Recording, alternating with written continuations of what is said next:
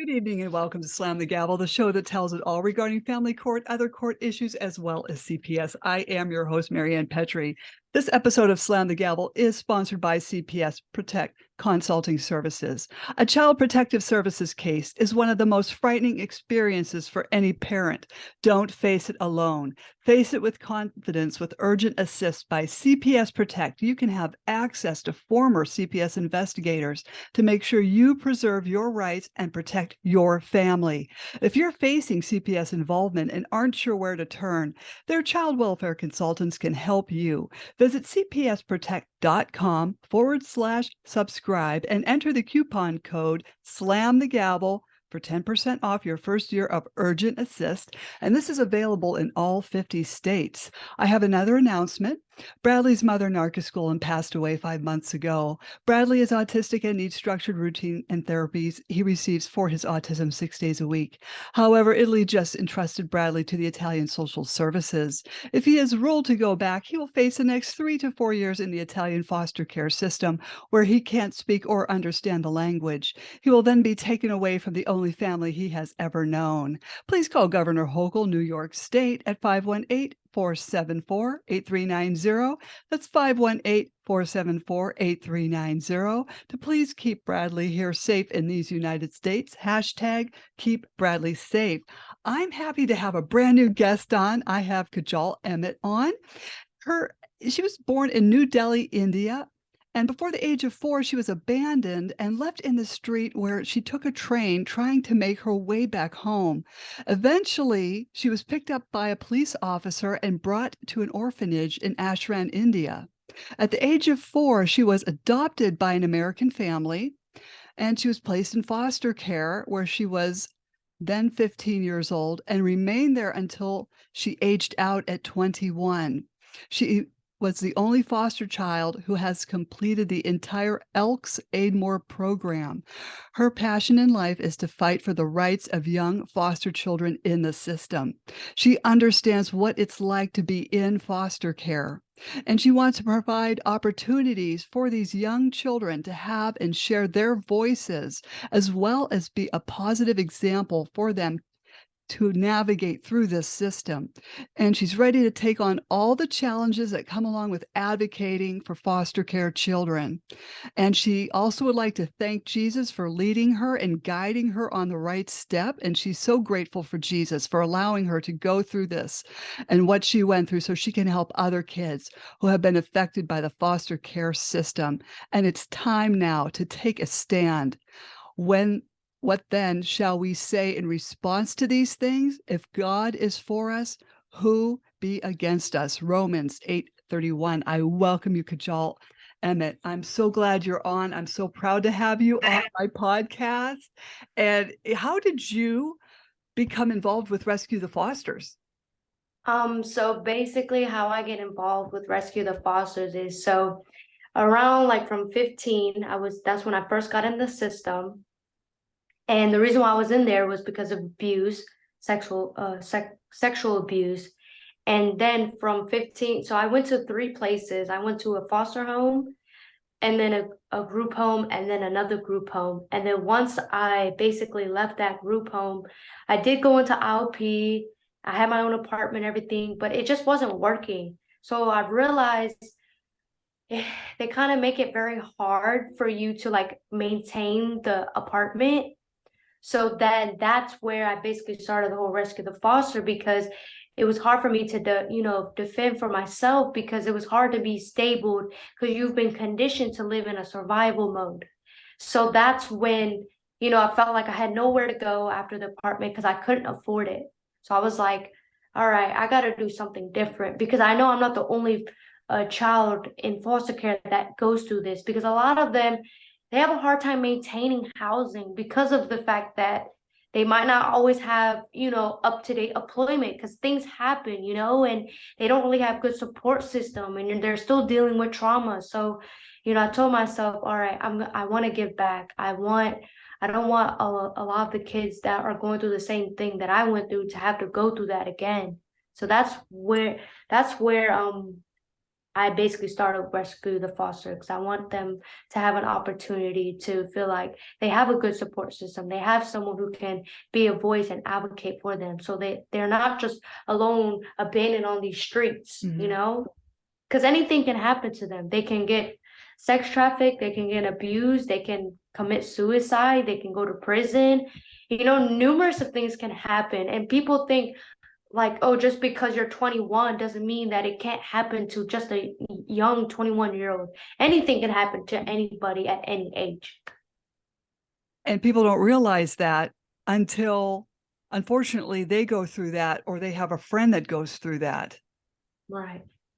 And the impact of the trauma that on certain, foster kids, and I just feel my heart goes out to them, because, from what I've been gathering from these podcasts I've been doing, is when, you age out and some of these kids want to start a family of their own, then they have CPS haunting them again. What do you think of that? My thing on that is it's just hard for, the child that just got out of foster care and now they're trying to have a family. It can be very difficult because, like I said, it goes back to, yes, like traumas are going to be there. And yes, of course, we have to learn how to cope to them and get through it. But sometimes traumas take years. They don't just take a magic wand or something, And I think it's also, like, for me, like, I'm learning, it can be hard for me to trust people too sometimes because, you never know, like, people can have good intentions, but not always. They can have good intentions, but they do that just to get by, to get close to you, to use you, whatever situation. So, and I think it can be very hard when, especially, you're just trying to live a normal life and CP is trying to keep coming back. And my heart goes out for those the families too, because it's like they just want to break. They want a normal life. They want to live, You're right. and it's like they're already done with CPS. They don't want to have to deal with CPS again. And I feel like CPS just does that partially because they want to make more money. They want to make more family miserable, and they want to give the same, family, whether it's the mom or the dad, whoever, they want their own child to go through the same thing that they went through. And I just don't, that's just so devastating. I don't get why you would want to do that. No, I don't either. I mean, well, I know there's state incentives as to why they are, like, that they're doing this to pull money, and a child is worth X amount of dollars in each different state. But I can't believe we're at, putting money on people's heads. Right.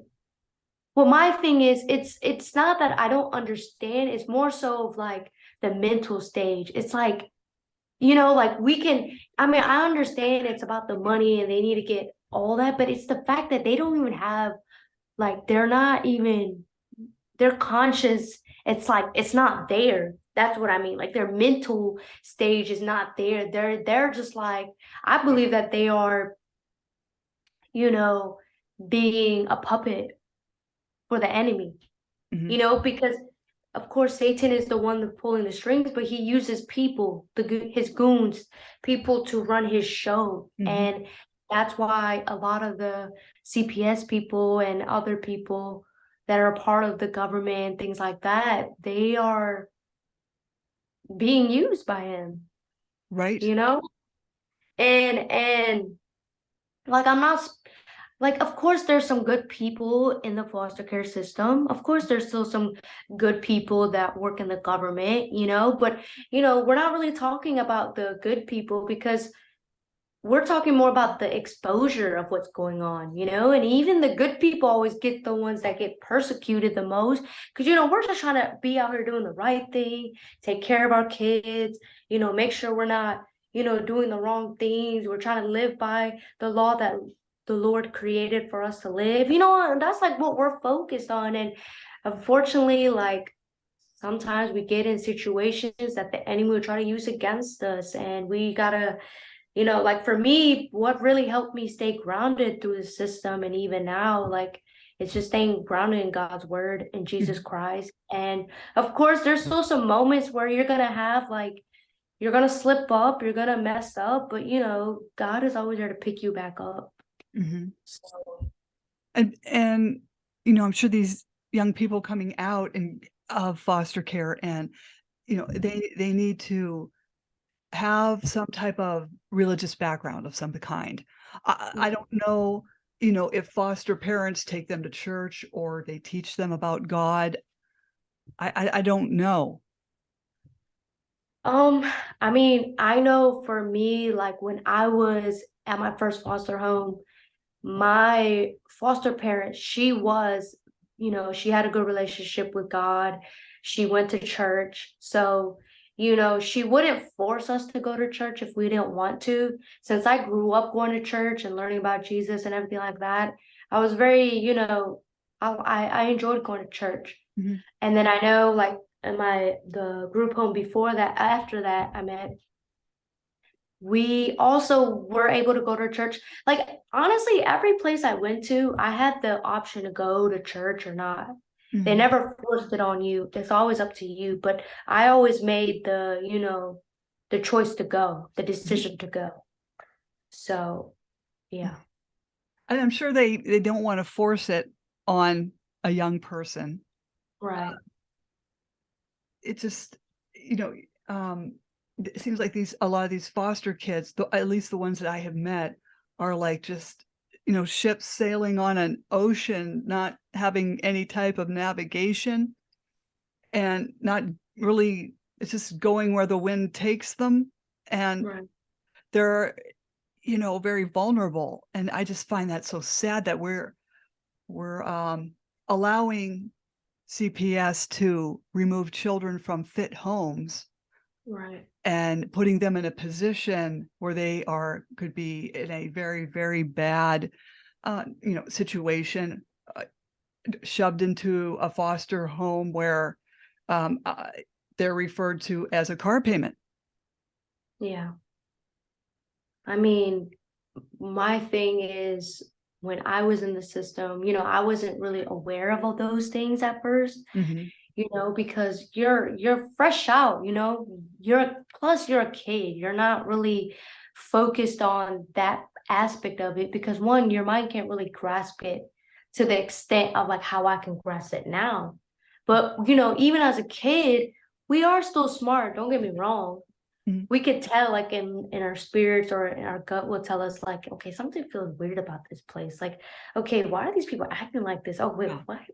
Like something like you can just sense something is going wrong. So like mhm, kids were aware, especially the girls that I were around when I was in the group homes, they were aware that, you know, some of them were very aware that, oh, we're just here for money, we're just here for profit. Oh, like a lot of the kids were very smart. mhm, So um yeah, like it's just devastating how we have really taken the idea of, well, you know, I can have a kid and I can also make money on top of that.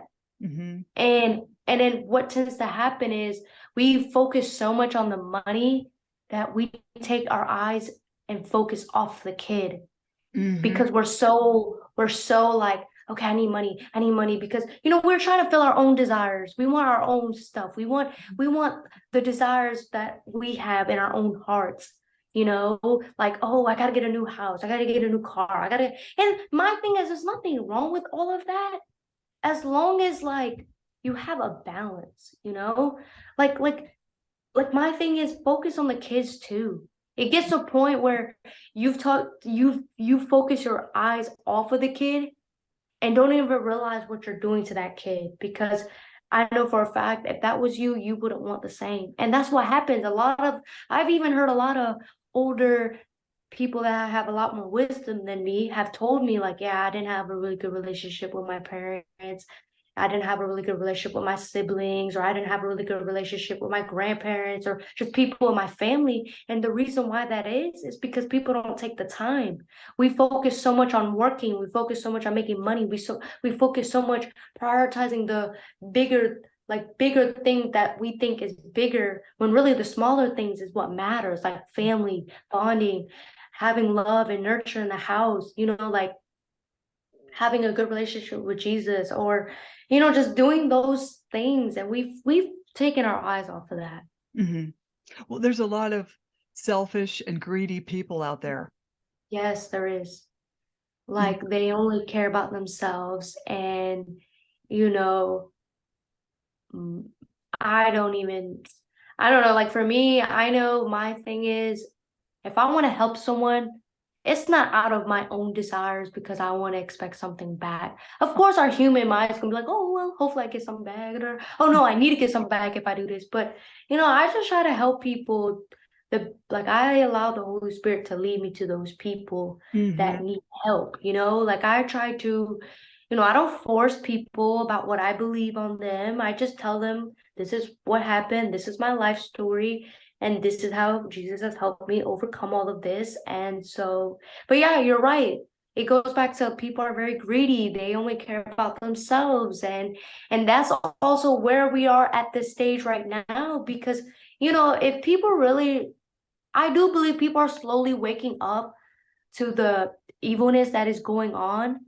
But it's also is going to take a lot more too, because right now I do see some people they just care about their TV shows. They just care about, oh well, I just worked a 9 to 5 and I'm gonna do what I want to do. And we gotta wake up to what's really going on. Like our kids are getting raped, they're getting tortured, they're getting sacrificed, like they're getting aborted. And it's like, I understand we look at on a religious aspect, but it's not really a religious aspect. It's like if your own kid was going through that, if your own family went through that, how would you feel? I know you would feel devastated, mhm. So we gotta really just start waking up. And I've also realized that with talking to people about certain things, you kind of have to say it in a way where they can understand it, Mhm. because it's gonna take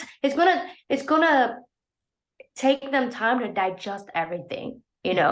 So we also have to speak to people in a way where they can understand it. And so I know when I talk to people about the foster care system, like when they hear I'm in the foster care system, their heart drops, Mm. because it's like that, like not just because like, oh, I'm in foster care and they feel bad for me, but it's because I know deep down it touches people. I know it does. And that's why I like talking about it, because we got to talk about the corruption. We got to talk about the stuff that's going on, because if we don't, who else will? Right. Absolutely right. I know a lot of people want to avoid uncomfortable topics and just want to talk about, happy things. And, I guess I'm not superficial. I want to talk about the things that really matter. People, other kids in foster care. I Right. hate foster care. I just want to see an end to family court, foster care, and CPS. If I could have that in my lifetime, I'd be really thrilled.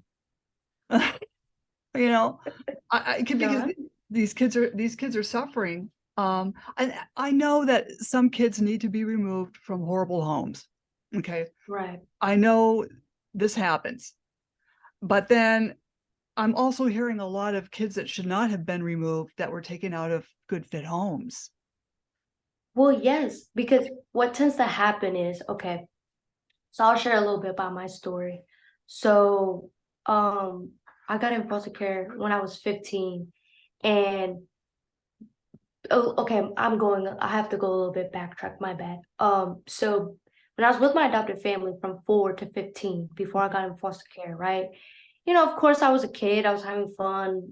Kids are supposed to have fun, they're supposed to outside, enjoy life, playing, da da da. And then unfortunately around like I want to say 9, 10 to 11. Sometime I don't remember the age, quite frankly, when it comes to middle school age. I just know it was around middle school time. Um, I was getting abused by my brother, Mm, sexually abused by him. And it wasn't even my biological brother, it was my adopted brother. mhm, And, that really put a toll on me. I started acting out. I started getting very rebellious. But it was also, I never told my adopted family what was going on, partially because I thought that I was thinking they were going to think I was lying, I was just making things up, or like, oh, they're just, they weren't going to really support me in the way, so that's my mindset of it as a kid. So I held it in. So that went on for about, what, 3 or 4 years. And then eventually it got to the point where I was at church one day. I had to end up, telling my parents. And the reason how that happened was because I was at church, I was talking to somebody from there. She's like, you need to tell your parents. I was like, oh, no, no, no, I don't want to. I don't. She's like, no, if this is going on, like, you need to tell them. So I was like, okay. So I end up telling my adopted parents. Of course, it's not a news that any parent wants to hear, but I had to tell them, partially because of my own safety, the safety of the family, and the safety of my brother. Well, you know how it goes, basically. So I ended up telling them, and I felt like my dad really didn't do anything. I mean, the only thing that they did, they would talk to my brother, and they kind of like separated us. But then that's when I really started running away, because I felt like the situation really didn't get handled the best. So I ran away, and I ran away for about like 3 days. And of course, most kids or most people are gonna be like, well, KK, where are you gonna run away to? At the time, I had a boyfriend, so of course I ran there. And my parents were looking for me, and then they didn't find me until I went back to school. That's not always the smartest move to go back to school. But yeah, my parents were looking for me at school, and I ended up like AWOL because I was like, no, I don't want to go back home. And of course, defects came to the school saying like, oh, well, if you keep running away, we're gonna put you in foster care. So then after that happened, I kept running away. And of course, the police officer, they handcuffed me. I went to juvenile jail. And this is something I also want to bring to the light is I really don't understand why the kid that is the victim, that is the one getting abused, is the one that has to go get locked up. Like, I understand I was running away and I got like 2 other like misdemeanor charges, but still, and that's what I want to shed the light is what tends to happen is the ones that are the victim are always the ones that get treated like differently. They always are the one that gets, the blame. They're the ones that have to go through the consequences and things like that. And I don't get that part. I really don't. So I wanted to tell your audience like that is what happens a lot of times, even with the parents. They end up having like the parents that are fighting for their kid back. The other, the ex or whoever is they're going against, the one that is the good parent is always the one getting caught up, getting in trouble when really they're not even doing anything wrong. Like they're blaming them for all these different things. So that's what I wanted to basically like talk about is I ended up having to go to juvenile jail. I went there for like about 5 days. I got out and I was placed in a foster home. And then this is another thing that I want to also shed light is, so like for my adopted brother, he didn't end up, it took a while for him to get locked up. And this is another thing I want to also bring up is that even if the other person that is the one that's causing the harm to the victim, like I said, it goes back to what I was just saying. They are the ones, the victim is the one that gets into trouble the most, right? But then, I don't know, eventually later, then that's when they want to decide for the one that was causing it to end up going to jail. Like, I don't know if I'm making sense. It takes them a while to. Yes, and that's what I don't get. Or it might not even take them a while. They might not even do anything to the other person.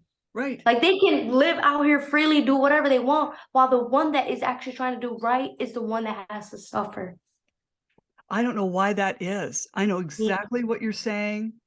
It's like justice doesn't come fast enough for the one causing the pain. Right. It doesn't. And sometimes I've also heard that a lot of the parents, it gets too much to them. Like the ones that are doing the right thing, like trying to follow the orders, trying to follow the court orders, trying to, abide by the rules that they are given. And what tends to happen, it gets so much to the point where the parent either have a heart attack or they'll commit suicide, because it's like it's so much stress on the parent that's just trying to do the right thing and they're trying to fight for their kid back. And that's another thing that tends to happen is, or even the child, they might commit suicide because, all the child wants to do sometimes is not sometimes. Some kids Mhm. will commit suicide because all they wanted to do was just to go home and be set free from the system. Mhm. So yeah, So I just sad. wanted to talk about that. Yeah, and I think this happens I think it happens more frequently than we were led on to believe. Right. You know, I just don't know what to think. I'm you know, I know that, like, for instance, like in family court, a judge will order the parent to take the kid to counseling because they are having suicidal thoughts. And that parent will not do it out of spite to the fit parent just to prove a point. And then when this happens and they find this kid at any age from this can happen at any age, the judge doesn't penalize the parent that he ordered to take this kid to counseling. I don't know why this is happening. No one's there's no accountability. Oh, of course, and that's another thing I wanted to bring up is that they don't want to be held accountable. Like the accountability is lost, and we Mhm, have to bring that back. And part of how we do that is train people the right way, hold people accountable. Like when it comes to like the whole, like when CPS comes knocking at your door, like we have to be trained for all of these things, mhm, and that's how we fight back.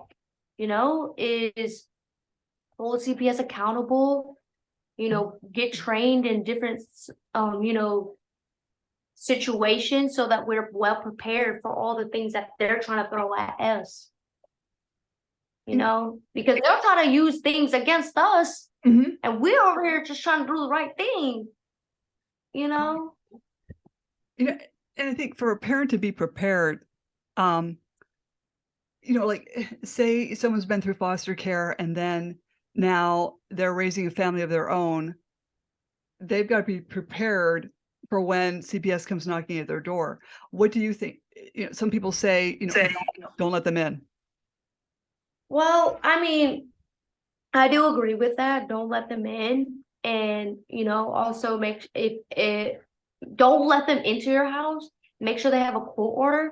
But like I said, it goes back to sometimes how they like to lie. They like to, Mhm. lie about the court order. That might not even be the real court order. They might just sign it. And that's the hard part is like, we're just gonna have to research and do certain things that, because like how it comes with a fake $100 bill. Like, like there's gotta be ways where we can figure out how it's fake or not. I mean, but my suggestion is just don't let this people in, because that's when you let them in, that's when they start taking control over everything. And I get it, like it it's easy to be very fooled, Mhm. especially now with all the deception and lies that are going on. A lot of times we just fall for anything. And I get it. I Mhm. get it. I understand. Like, so we just really gotta, you know, go through training and things like that, Mhm. or find a good support system that can help you out. Like that's why we're trying to, we're teaming up with other people too to help, so that we can give the right resources to parents and families and foster kids, because we don't want them to go through the same things that they went through before. So it's just, we all got to come together and teach classes, different courses that we can help people out. Yeah, and it seems like everyone should be taking these courses, I hate to say it, like, by the age of 18 to be No, trained we do. already before, you know, whether you've been in foster care or not, to have classes on what to do if this should happen. Right. Well, see, that's the thing, like I've also realized, we tend to want to use our money for courses or things that are not really helping us, you Mm, know? And that's why for me, I've been trying to one, like focus on where I spend my money at, because I want to sow into an organization or a company that's really going to help and actually care about the citizens, because we like I don't know if a lot of people are aware of, but there are some companies that really do not care. Like a lot of these companies, they support abortions, they support these different things. That's why we have to really do our research, Mhm. Yeah, and they're not looking out for their fellow man. I They're guess not. I'm really big into looking out for my fellow man. You know, I'm not a lawyer. If someone asks advice, I tell them, I'm not a lawyer, but this is what I would do. You know, what are you going to do? I mean, you got to try to help someone when they can't even afford a lawyer, or they've been Right. 8 of them and no one's helping. And that's just it. People get so frustrated because no one's helping. And companies that are supposed to be supporting the right thing aren't doing what they should be doing. Right. It's so frustrating. It is frustrating. Like it's frustrating to even find, a person that will do what they say they're gonna do and actually, you know, hold held up their bargain, and I understand, like it also comes with, the trust thing. It's hard to trust people these days, but also that's why we got to use our discernment too. And I mean, I understand, like, there's a lot of situations where why, we're fearful and things like that. Mhm. But don't get me wrong, there are actually a lot of good people out here. It's just, sometimes it's hard to find because we tend to see more of the corruption and things like that. But there are good people out here now that are doing it for Mhm. the right reason, that are trying to fight for these kids, trying to fight for our country. And, you know, yeah, I believe more people are standing up than they were before. I agree with you. I agree. And, even educating people, talking to people about foster care and other systems. Uh, I don't mind talking to people, and educating people. Oh, me either. Like this past weekend, I had to just like sit down and talk to my pastor like normal, just have normal conversation, but say it in a way where he could digest it. Like I try not to go so deep where he couldn't understand, because what tends to happen is when we talk to people, their mind might not be able to grasp that yet. Mhm. So, I just told him bits and pieces. Like, yeah, I was in the foster care system. This is what I witnessed, but this is also what's really going on in our country right now. And yeah, like you just gotta have like small conversations with people, and part of, if you can help is word of mouth, spreading awareness by, making videos, taking classes, training people, going to your local police department, local, government places, just talking to the people, get involved in the community. Like that is the best way to really like know about these different things, is getting involved in the community, getting involved in the schools, because a lot of if the corruption is happening in foster care, corruption Mhm. is happening everywhere. I agree with So you there. me Uh, too. it's really a shame. I wonder if it was always this corrupt, like, or I don't know when people started taking in foster children. I'm sure there's some date that, people had been doing this. Um, I just, I just don't know. I wonder if they take the money out of the equation. Say, a kid is, they're going to take away, like a child being worth $4,000, we'll say, or an adoption being worth $14,000. If they took the money out of the situation, how many foster parents would really be in it to help? I believe it would be very wait. No, I believe it would be very wait, say that again. I'm sorry.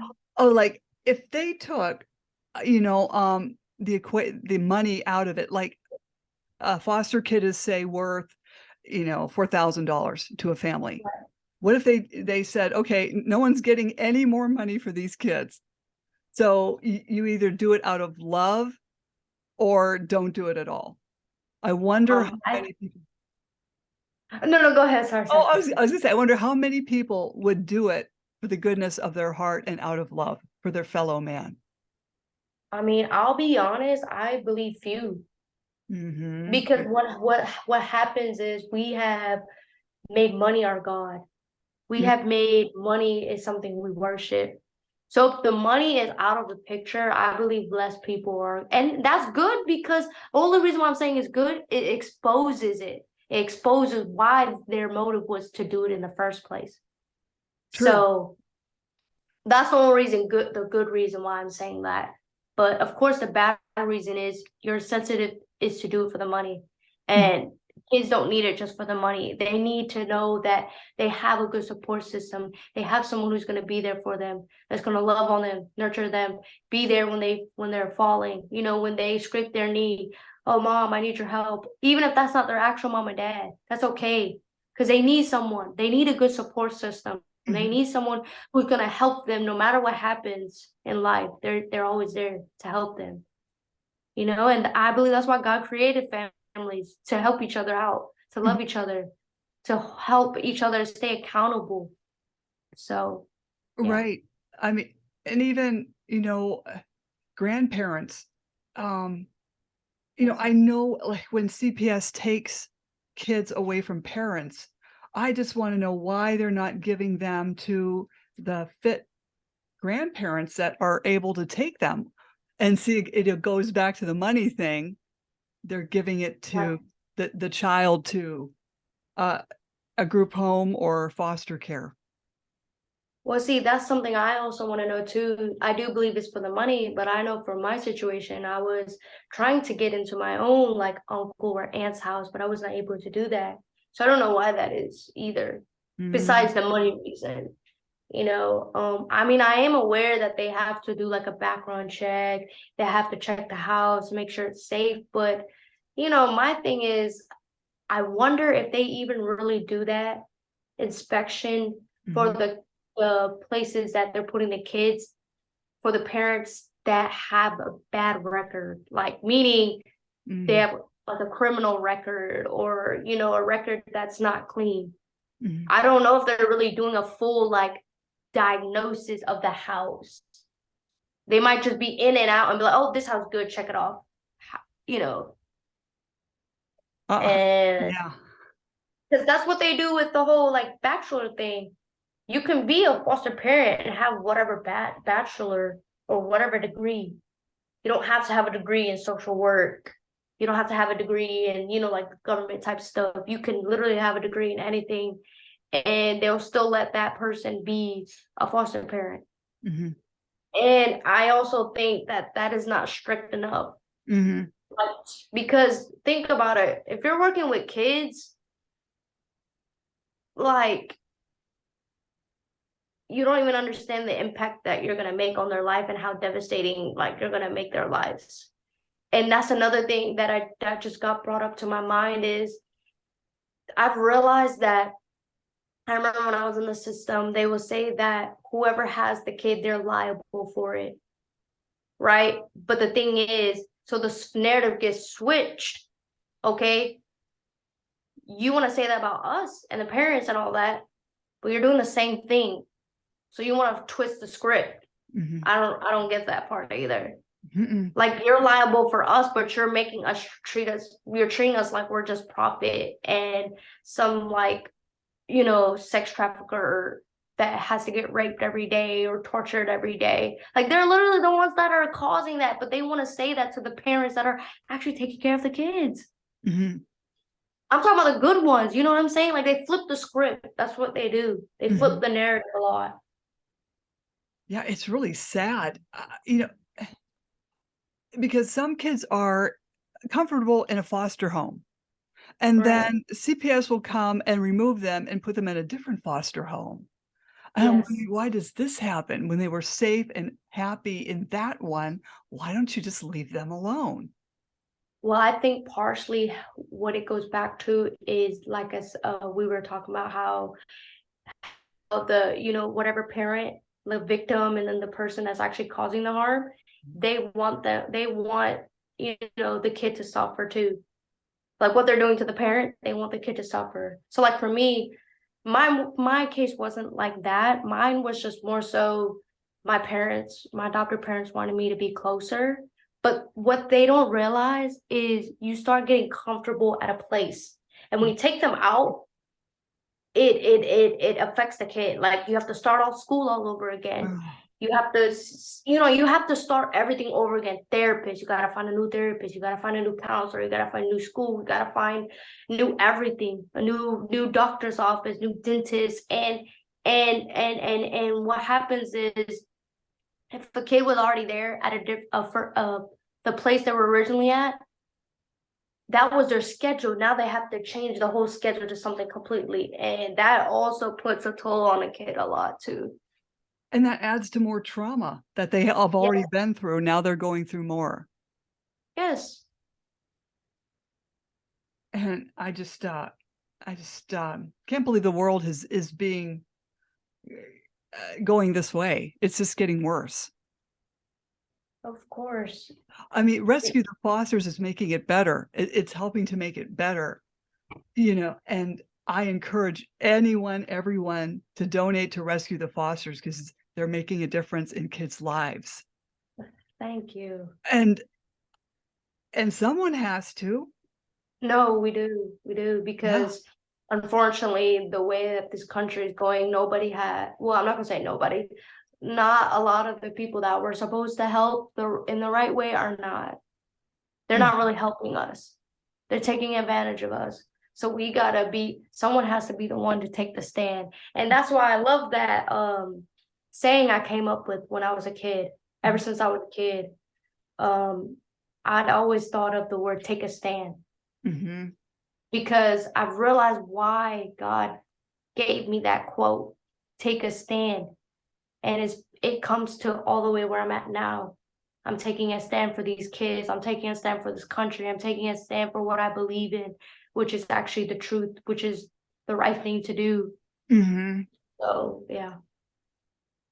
Yeah, and I'm so glad you're speaking out on this because you're such a beautiful young person speaking out on this and inspiring other people to do so. And we need this because there's so much negative in life. We need to hear that there's still a beacon of humanity out there. Mm-hmm. Right. You, Rescue the Fosters, are shining a light and helping other people that are just, in the dire straits of foster care and coming out of foster care and trying to get them into college and better their lives. Yes. Have you had any challenges with trying to help people better their lives when they come out of foster care?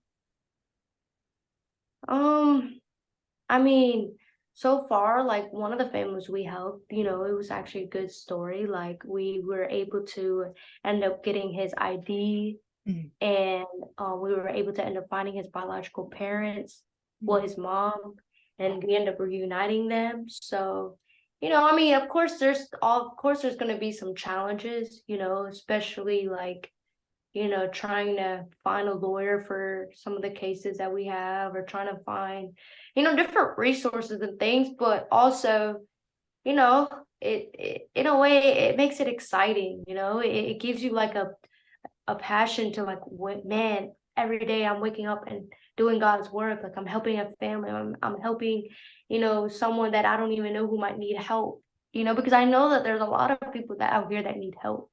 And I understand why it can be difficult for them to find help because, like I said, people take advantage of them. And that's not what Rescue the Foster is about. We're not about taking advantage of people. We're about actually helping the family, reuniting them, helping the foster kids. Like, that's what we're about. We're not about, using your money and we leave you. That's not what we're about. We also continue the relationship. Like, we still keep in contact with that family too. So, the relationship doesn't just end at when we help the parents. We want to continue the relationship even after that. So I think that's really wise. I think that's good. You know, Oh, it 'cause is. yeah, And I some still reach out to some of the girls I've been mentoring. mhm. So, I try to keep in tabs and help as much as I can. How many girls are you mentoring? Well, recently they haven't texted me back, but I was helping at least like one or two. Mhm. Um, I was actually helping one of the girls. She was in the same foster home that I used to be at. Mm, And I would just take her out, spend time with her.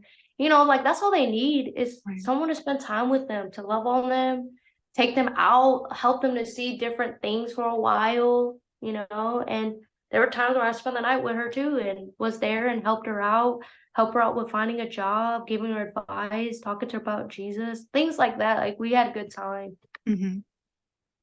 That's what they need. They need to be taken out of that environment and just, just walk around the mall and look at stuff or, just walk around a park. Eh Yes. And also, another thing that I've been working on is trying to tell them their rights. Because what tends to happen is a lot of the kids in the system, they don't know their rights. So with me being in the system, I try to tell them like, well, if you don't want to take that medication, you can refuse it. You don't have to take it. Mhm. Because at the end of the day, it's your rights. Mhm. So, I would tell her like, if you don't feel comfortable taking this medicine, don't take it. Mhm. Because you're Yeah, allowed they to Oh, I'm sorry, go ahead. No, I was just saying you're allowed to refuse. That was basically all. A lot of people I'm sure even young people, kids, they think they have to do what they're told, um, and they better. I'm sure that they don't know, they're not living with their own parent Right. that they can have, I don't know how to describe it, but they feel they have to be on their best behavior. Maybe they're walking on eggshells and they just better do this to keep at the peace. Oh, yes. I mean, that is how a lot of the foster kids, like even especially me, like there were moments where I was like, oh, let me just do this so I don't get in trouble. But then again, also in reality for me, I just didn't want to get a part of the drama. I was the type I didn't really like drama. I try Mhm, to do the best that I can to flee from it. So, some kids they will just exit themselves out of that situation. So for what I mean by that is like they'll use their coping skills. Like they'll go on walks, they'll listen to music, like that's what I did. I went on walks. I played soccer outside. Of course, I still gave advice to the girls, but some will listen, some won't. mhm. But yeah, some of them do feel like they're walking on eggshells. That's sad. That's not living It your is. life. It's Mm, not because it just goes back to, you're surviving. You're just surviving. You're just trying to do this just so you can get to the next point in your life. And sometimes we have to, like I said, it just goes back to like there's not enough support. And if there is, it's not really helpful or beneficial and it's not raw and genuine. It's fake. mhm, So we mm, got to bring back genuine and raw and from the heart, agree. bringing the love and the nurture back.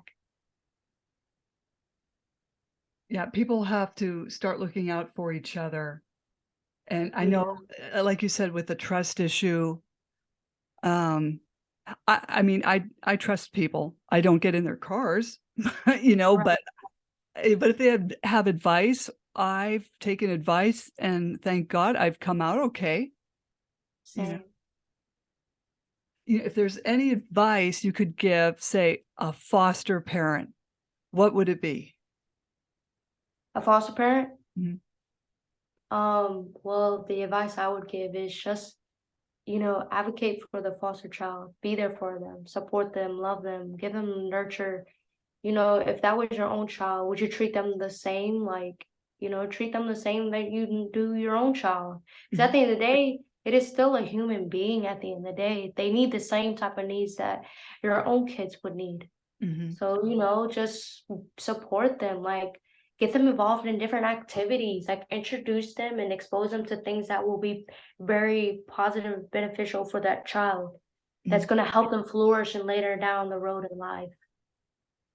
Definitely, and what would you I know you give advice to a lot of foster kids. What's the best advice you could give a kid in foster care?